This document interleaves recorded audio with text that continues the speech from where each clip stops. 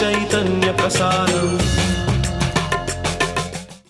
నమస్కారం, మన ధర్మం కార్యక్రమానికి స్వాగతం. ఇవాళ మన ధర్మం కార్యక్రమంలో మన ధర్మ సందేహాలను నివృత్తి చేసేందుకు మనతో పాటు ఉన్నారు ప్రముఖ ఆధ్యాత్మికవేత్త బ్రహ్మశ్రీ బుర్రా భాస్కర శర్మ గారు. గురుగారు నమస్కారం. నమస్తే అమ్మా. గురుగారు, ఈరోజు భాద్రపద శుద్ధ ఏకాదశి, దీన్ని పరివర్తన ఏకాదశి అని కూడా అంటారు కదా. ఈ ఏకాదశి యొక్క ప్రత్యేకత ఏంటి వివరిస్తారా? భాద్రపద మాసంలో వచ్చే శుద్ధ పక్షంలో ఏకాదశి, దాని యొక్క ప్రత్యేకత అనేకములైనటువంటి కారణాలు ఉన్నాయి. ప్రధానమైనటువంటి కారణం, భాద్రపద మాసంలో మొట్టమొదటిసారిగా శుకయోగేంద్రుడు భాగవతాన్ని పరీక్షిత్ మహారాజుకు ఉపదేశం చేశాడు. ఆ ఉపదేశం చేసిన తర్వాత అతడు మోక్షాన్ని పొందాడు. మానవుని యొక్క జీవిత పరమావధి మోక్షాన్ని పొందటం. ఏ మానవుడికైనా కేవలం సంపాదించటం, దాన్ని అనుభవించటం, సంతానాన్ని పొందటం, ఇది మాత్రమే కాకుండా మిగిలిన జీవరాశుల కన్నా ఒక్క మానవ జాతికి మాత్రమే ప్రత్యేకమైనటువంటి లక్షణం జ్ఞానమును పొందుట, ఆ జ్ఞానాన్ని అనుసరించి ప్రవర్తించటం. పరిపూర్ణమైనటువంటి జ్ఞానం భాగవతం వల్ల మాత్రమే తెలుస్తుంది. పరిపూర్ణమైనటువంటి జ్ఞానం అంటే మోక్షాన్ని పొందడానికి కావలసినటువంటి వ్యవస్థ. ఆ వ్యవస్థ దేని ద్వారా తెలుస్తుంది అంటే కేవలం భాగవతం వల్ల తెలుస్తుంది. భారతం న్యాయశాస్త్ర గ్రంథం, రామాయణం ధర్మశాస్త్ర గ్రంథం, భాగవతం మోక్షశాస్త్ర గ్రంథం. మానవుని పరమావధి మోక్షం కనుక ఆ మోక్షశాస్త్రాన్ని పొందడానికి ఆవశ్యకమైనది భాగవతం కనుక ఆ భాగవతాన్ని ఉపదేశం చేయటం ప్రారంభించింది ఏకాదశి నాడు, భాద్రపద మాసంలో. ఆ కారణం చేత ఎవరైతే ఆ భాగవతాన్ని శ్రవణం చేస్తారో వారి జీవితంలో పరివర్తన కలుగుతుంది. ఆ పరివర్తన కలిగి దాన్ని అనుసరించి అతడు ఆచరించేటువంటి అవకాశం ఉంటుంది. ఇది ప్రధానమైన కారణం. అందువల్ల జీవుడు పరివర్తన చెంది తన జీవితాన్ని మోక్షం వైపుకు మలుచుకునేటువంటి అవకాశం ఆ రోజున ప్రారంభమైంది కనుక దాన్ని పరివర్తన ఏకాదశి అని పిలుస్తూ ఉంటారు. ఇది కారణం, ప్రధానమైనటువంటి కారణం ఇది. గురువుగారు, గణపతికి గుంజీలు అంటే ఇష్టం అంటారు కదా, ఎందుకు గణపతి ముందు గుంజీలు తీస్తారు? గుంజీలు తీయటంలో ఉద్దేశం ఏమి అంటే ఎదుటి వ్యక్తికి మనము వశము అయ్యి ఉండటం. ఎప్పటికీ కూడా భగవంతునికి మనం సరెండర్ అయి ఉండాలి. నా పని నేను చేసుకుంటాను, నీవు నాకు సహాయం చెయ్యి అని భగవంతుడిని అడగటం ధర్మం కాదు. నీ పద్ధతిలో నేను నడుచుకుంటాను, నా జీవితాన్ని సక్రమంగా మలచవలసింది అని కోరుకోవడమే ధర్మమైనటువంటి విషయం. ఎప్పుడైతే మనం గుంజీలు తీస్తామో, ఆ గుంజీలు తీయటం అంటే ఆ గణపతికి ఎందుకు ఇష్టం అంటే నాకు సరెండర్ అయి ఉన్నాడు ఆ భక్తుడు అనేటువంటి విషయం తెలిస్తే గణపతి ఏది కావాలంటే అది చేయగలుగుతాడు. గణపతి అనేటువంటిది కూడా ఓ ప్రత్యేకమైనటువంటి దైవతత్వం కాదు. సాక్షాత్తు నారాయణుడే విఘ్న వినాశనములు చేసేటువంటి సమయంలో వినాయకుడుగా అవతరించాడు. ఉన్న పరబ్రహ్మము ఒక్కడే. ఆ ఒక్క పరబ్రహ్మమే వినాయకుడుగా అవతరించాడు. ఆ వినాయకుడు దేనికోసం వచ్చాడయ్యా అంటే సర్వ విఘ్నములు నాశనము చేయుట కొరకు, తొలగించుట కొరకు, రాకుండా చూచుట కొరకు వచ్చాడు. ఆ వచ్చిన వాడిని మనం ఉపయోగించుకోవాలి అంటే విఘ్నములన్నీ తొలగించుకొనుట కొరకు. తొలగించుకోవాలి అంటే అతడు మనకు కావలసిన స్థితిని కల్పించాలి అంటే మనం అతడికి వశమయ్యి ఉంటే తప్ప మనం దాన్ని పొందలేం. ఎవరైనా అంతే. ఆ కారణం చేత ఎప్పుడు గుంజీలు తీసామో, ఎవరి ముందు గుంజీలు తీస్తున్నామో వాళ్లకు మనం వశము అయ్యాము అని అర్థం. అలా వశం అవ్వటం కోసమే గుంజీలు తీస్తారు. రెండవ విషయం, ఆధిపత్యం ఎవరికి ఇవ్వాలి? కుమారస్వామికి ఇవ్వాలా, గణపతికి ఇవ్వాలా అనేటువంటి ఆలోచన వచ్చినప్పుడు వాస్తవంగా గణపతికి కుమారస్వామికి కూడా పరమేశ్వరుడు ఒక మాట చెప్పారు. భూప్రదక్షిణం చేసి రమ్మనమన్నారు. ప్రదక్షిణం అంటే 3 సార్లు చేస్తేనే అది ప్రదక్షిణం. 3 సార్లు భూమి చుట్టూ తిరిగి రావటం గణపతికి కష్టసాధ్యం. కుమారస్వామి తేలికగా వెళ్ళగలుగుతాడు. అయితే ఆ పరిస్థితిలో అలా దుఃఖపడుతూ ఉన్నప్పుడు నారదుడు వచ్చి ఉపాయం చెప్పాడు. నీ తల్లిదండ్రులకు నీవు ప్రదక్షిణం చేస్తే భూప్రదక్షిణం చేసినట్టేనయ్యా, సర్వవ్యాపకుడు ఆయన, కనుక నీవు తల్లిదండ్రుల చుట్టూ తిరగమన్నాడు. కేవలం తల్లిదండ్రుల చుట్టూ తిరిగినంత మాత్రం చేత గణపతి కుమారస్వామి ఎక్కడికి వెళ్ళినా గణపతి అక్కడ చేసి వస్తున్నట్టుగా కనబడుతున్నాడు, భూప్రదక్షిణం చేసి వస్తున్నట్టుగా. అలా కనపడటం చేత తనకు తాను వశమయ్యాడు కుమారస్వామి. వశమయ్యే అన్నగారి వద్ద చెవులు పట్టుకుని గుంజీలు తీశాడు. ఎప్పుడైతే గుంజీలు తీశాడో అప్పుడు గణపతికి పదవి లభించింది. గణపతిని అంగీకరించాడు కుమారస్వామి. కనుక మనం కూడా అట్లా ఎప్పుడైతే గుంజీలు తీస్తామో గణపతిని అంగీకరించి ఆయన చెప్పిన దాన్ని మనం అనుసరిస్తున్నట్టుగా భావన. ఆ భావన కోసం గుంజీలు తీయటం. కాస్తో కూస్తో శరీరం పెరిగితే గుంజీలు తీస్తే గణపతి ముందో 11 గుంజీలు తీస్తే వాళ్లకు స్వప్రయోజనం కూడా ఉంటుంది. గురుగారు, కర్మ చేయటం మీ వంతు, ఫలితం మాత్రం ఆశించవద్దు అని భగవద్గీతలో శ్రీకృష్ణ పరమాత్మ చెప్పారు. అయితే ఎటువంటి ఫలితం లేకుండా ఎవరైనా ఏ పనైనా ఎందుకు చేస్తారు? భగవద్గీతలో కృష్ణ పరమాత్మ కర్మణ్యేవాధికారస్తే మా ఫలేషు కదాచన మా కర్మ ఫలహేతుర్భూ మాతే సంగోష్ఠ కర్మణి అని చెప్పారు. కేవలం కర్మ చేయటం వరకే నీ బాధ్యత, ఫలితాన్ని గురించి ఆలోచించద్దు. నేను ఒక చిన్న ఉదాహరణ చెప్తాను మీకు. మీ ఇంట్లో మీ పిల్లవాడు పుట్టినరోజు అయింది. ఒక చిన్న పిల్లవాడు 12 ఏళ్ళు 13 ఏళ్ళు ఉన్నాయి, చదువుకుంటున్నాడు. అతని బర్త్డే జరిగింది. బంధువులందరినీ పిలిచారు. వాళ్ళందరూ గిఫ్ట్లు ఇచ్చేవాళ్ళు ఇచ్చారు, కవర్స్ ఇచ్చేవాళ్ళు కవర్స్ ఇచ్చారు. ఇవన్నీ వాడి దగ్గర తీసుకుంటున్నాడు. వెంటనే మీరు ఏం చేస్తారు? నాన్న, కవర్స్ అన్నీ నాకు ఇవ్వు, నేను దాచిపెడతాను, నీకు అవసరం వచ్చినప్పుడు ఇస్తాను అని చెబుతారు. ఆ డబ్బుని మీరు వాడుకుంటారా? వాడుకోరు. ఏ తల్లి తండ్రి కూడా వాడుకోరు. ఆ పిల్లవాడికి ఇచ్చింది, వాడికి అవసరం వచ్చినప్పుడు ఆ డబ్బులోంచి తీసి వాడికి ఎంత అవసరమో అంత ఇస్తారు. వాడికి హ్యాపీ ఫీల్ అవుతాడు, సంతోషాన్ని పొందుతాడు. వాడికి వచ్చింది అంతంతా మీ దగ్గర పెట్టుకుని కావలసినప్పుడు మీరు ఎట్లా ఇస్తున్నారో భగవంతుడు కూడా మనకు తల్లి తండ్రి అతడే అయ్యున్నాడు. కనుక మనం చేసినటువంటి కర్మ యొక్క ఫలితం మొత్తం భగవంతుడి దగ్గర పెట్టుకుని మనకు అవసరమైనప్పుడు ఆ ఫలితాన్ని మనకు ఇస్తూ ఉంటాడు. మొత్తం అంతా పిల్లవాడికే ఇస్తే దాన్ని దుర్వినియోగం చేసే అవకాశం ఉంది. అలా దుర్వినియోగం కాకుండా ఉండటం కోసం ఫలితాన్ని ఎప్పుడు ఎక్కడ ఎంతవరకు ఇవ్వాలో అంతవరకు ఆ పిల్లవాడికి తల్లిదండ్రులు అందజేసినట్టుగానే భగవంతుడు కూడా కర్మ ఫలితాన్ని మనకు అందజేయటం కోసం, మనం దుర్వినియోగం చేయకుండా ఉండటం కోసం ఫలితం మొత్తం తన దగ్గర పెట్టుకుంటాడు. మనకు అవసరం వచ్చినప్పుడు ఇస్తాడు. ఆయన ఏం చేసుకుంటాడు? దాంతో ఏమీ ఆయనకేం సంబంధం లేదు. సత్కర్మ చేస్తే సత్కర్మ ఫలితం, దుష్కర్మ చేస్తే దుష్కర్మ ఫలితం తప్పక ఇస్తాడు. ఇందులో ఒక ఆశ్చర్యకరమైన విషయం ఉంది. ఒకవేళ దుష్కర్మ చేసినటువంటి వాడు దుష్కర్మ ఫలితాన్ని నేను పొందను అనే అవకాశం ఉన్నది. అలా కాకుండా సత్కర్మ ఫలితాన్ని ఏ విధంగా స్వీకరిస్తున్నాడో దుష్కర్మ ఫలితాన్ని కూడా స్వీకరించేటట్లుగా చేసి, ఇదిగో దీనివల్ల నాకు ఇలా జరుగుతోంది అనేటువంటి ఆలోచన వాడికి కలిగి ఆ వ్యక్తికి పరివర్తన కలిగే అవకాశం ఉంటుంది. అందువల్ల భగవంతుడు ఫలితాన్ని తన దగ్గర పెట్టుకుంటాడు. మనకు అవసరం వచ్చినప్పుడు, మనకు కావలసినప్పుడు, మనం పొందవలసినప్పుడు ఆ ఫలితాన్ని మనకు అందజేస్తాడు. అందువల్ల కర్మణ్యేవాధికారస్తే, కర్మ చేసేటువంటి అధికారం మాత్రమే నీకున్నది. మా ఫలేషు కదాచన, ఫలాన్ని గురించి ఆలోచించే అవకాశం నీకు లేదు.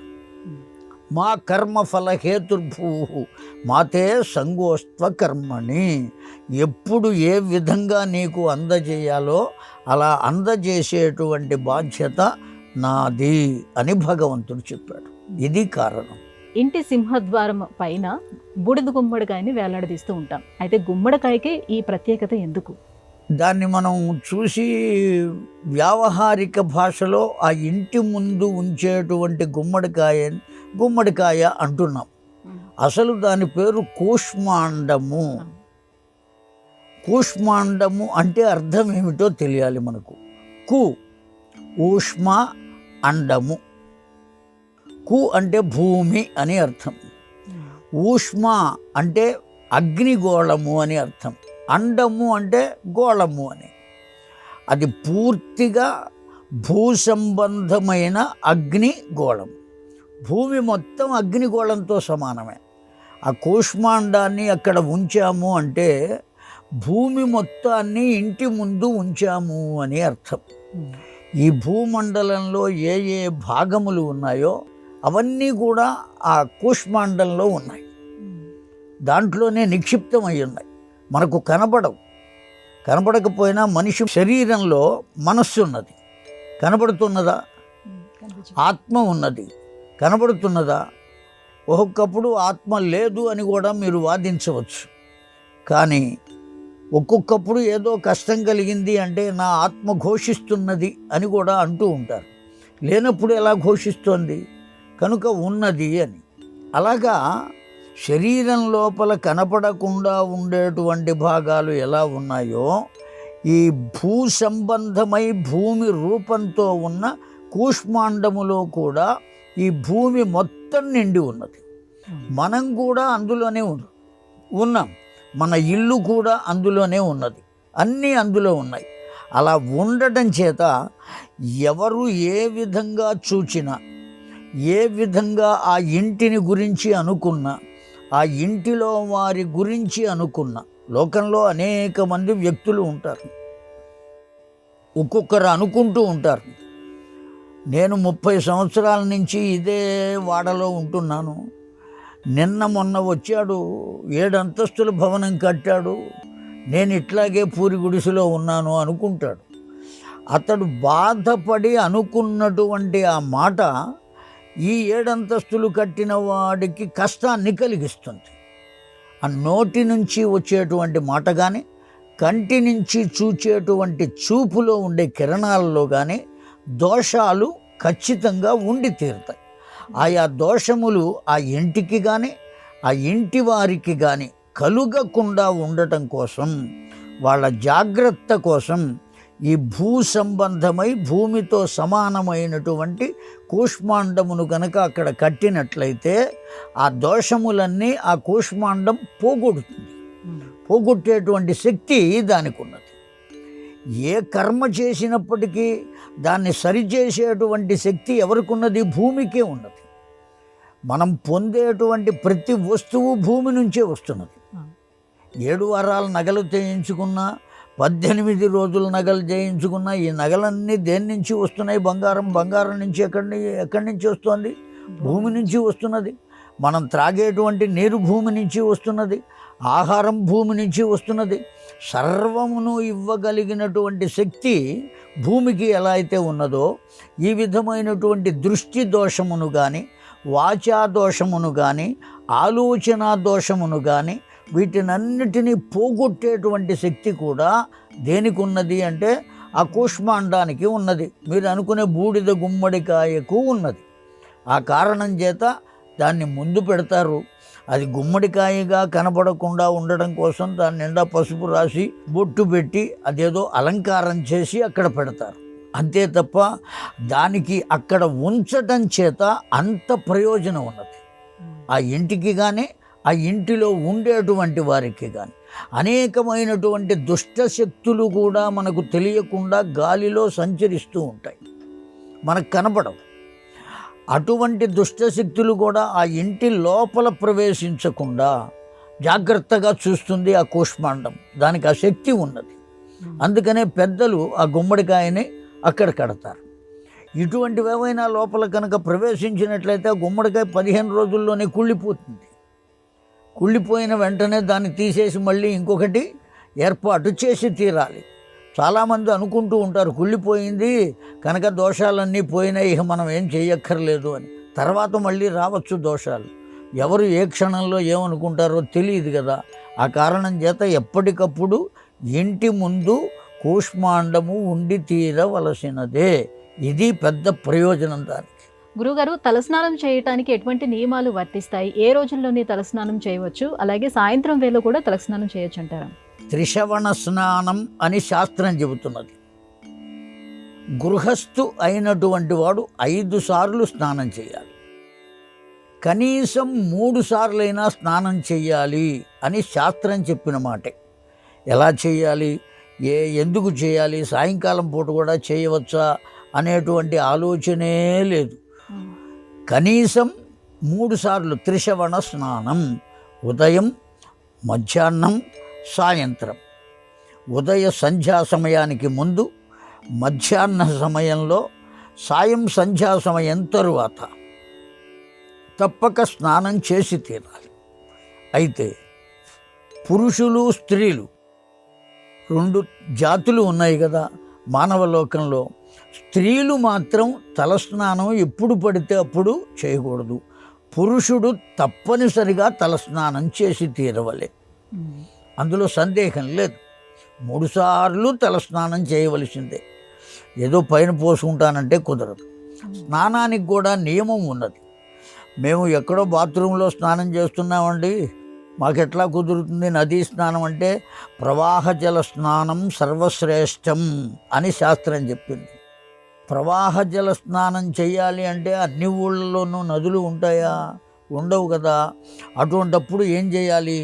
వాపీ కూప తటాకాదీనాం అని చెప్పింది శాస్త్రం. చెరువులలో కానీ బావులలో కానీ చేయవచ్చు అని. ఇప్పుడు బావులు ఎక్కడ తవ్వుతారు?